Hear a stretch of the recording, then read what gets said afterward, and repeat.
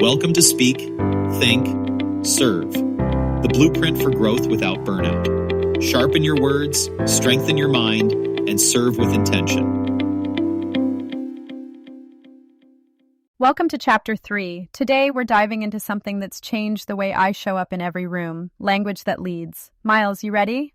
Always. And I love this topic because, we've talked about intentional language before, but today we're getting into the science and the art of it. Not just what to say, but why it works. There's a reason the best leaders don't just talk, they paint pictures, right?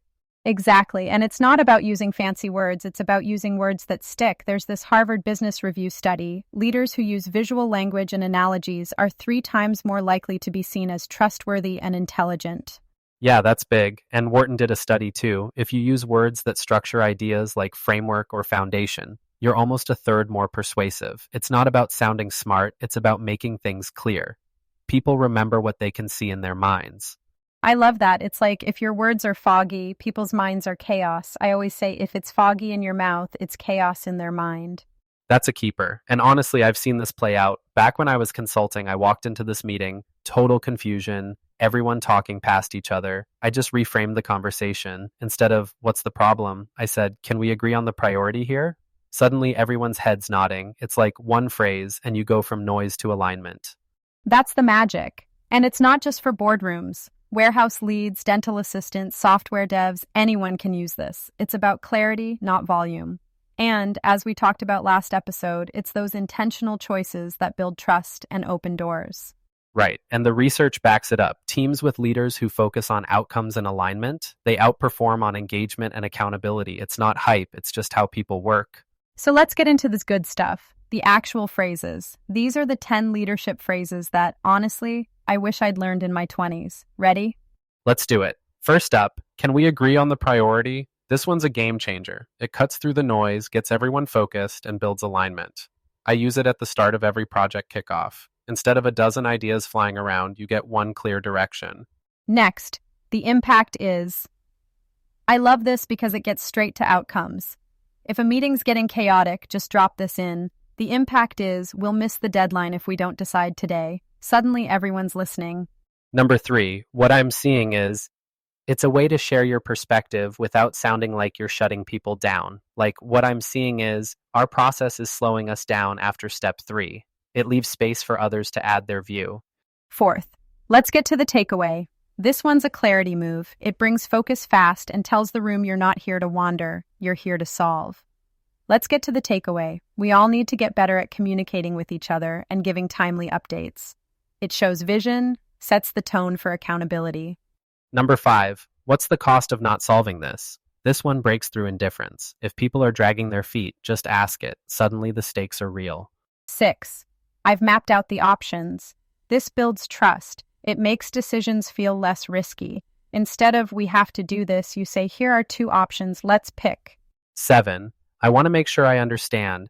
This is my go-to for tense moments. It de-escalates, shows you're listening. I want to make sure I understand what's important to you here. 8, what success looks like is, this one's gold. It clarifies expectations, future-proofs performance. What success looks like is, we deliver on time and everyone's clear on their role. 9, we're aiming for progress, not perfection. This is for the overthinkers. It encourages action, not paralysis. Let's get a draft out. Progress over perfect. And finally, let's get specific. This one crushes vague talk.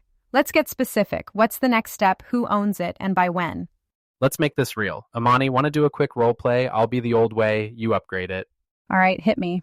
Old way, organize these pallets of new products. Better way. What success looks like is labeling every pallet, get them in nice straight rows, and 0 damaged product. See? Suddenly everyone knows what good means. Here's another. Old way, I think I know the issue. We'll see what I can do. Better way. What I'm seeing is a system lag tied to the last update. I'll map out 2 options and follow up by 4 p.m. That's trust, right there. One more. Old way, let's get as much of this done as we can. Better way, can we agree on the priority this week? Everything else will orbit that. I love it. And Imani, you always bring this poetic angle. Didn't you have a workshop where a single phrase changed everything? So I was in this poetry workshop and someone said, this is all great, but let's get specific. Suddenly the whole group stopped writing in metaphors and started writing in moments. It shifted the energy. Sometimes one phrase is all it takes to move a room. So, how do you actually remember and use these phrases? I mean, it's one thing to hear them, but making them stick, that's the trick. Yeah, it's all about the reps. Use them intentionally every day until they start to feel natural. The game we linked in the additional resources is a great way to build that skill. The goal is to make these phrases a habit so they show up when it counts without you even thinking about it. Okay, let's run back the 10 elite phrases we've been talking about. I'll call them out. Amani, hit us with how they sound in the real world. First up, can we agree on the priority? Can we agree on the priority before we dive in? It works because it stops the scatter and gets everyone moving in the same direction. Next, the impact is. The impact is a 2-day delay if we don't fix this now. People respond to consequences. This one makes it clear what's at stake. Third, what I'm seeing is. What I'm seeing is a lot of effort, but no real plan. You're naming what's real without putting people on defense. Fourth, let's get to the takeaway. Let's get to the takeaway. What actually changed and what do we need to do next? It's powerful because it cuts through noise and confusion. Fifth, what's the cost of not solving this?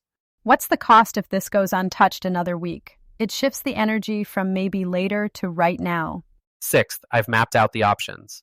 I've mapped out the options so we're not guessing. That builds trust. It shows you're not just reacting, you've thought ahead. Seventh, I want to make sure I understand. I want to make sure I understand what you're asking for. This one cools tension and invites clarity instead of conflict. Eighth, what success looks like is. What success looks like is a smooth handoff and no callbacks. This paints the target. Now everyone knows what done right means. Ninth, we're aiming for progress, not perfection. We're aiming for progress, not perfection. Let's just get the first draft moving. It removes pressure and gets people into motion. And last, let's get specific. Let's get specific. Who's sending the file and by when? No more vagueness. It gets stuff done. Those are your 10 power phrases. Use them daily, say them out loud, make them a habit, because they only work if you do. Absolutely. We'll see you all in the next chapter. You've been listening to Speak, Think, Serve, the blueprint for growth without burnout. Remember, ideas don't change things. Action does.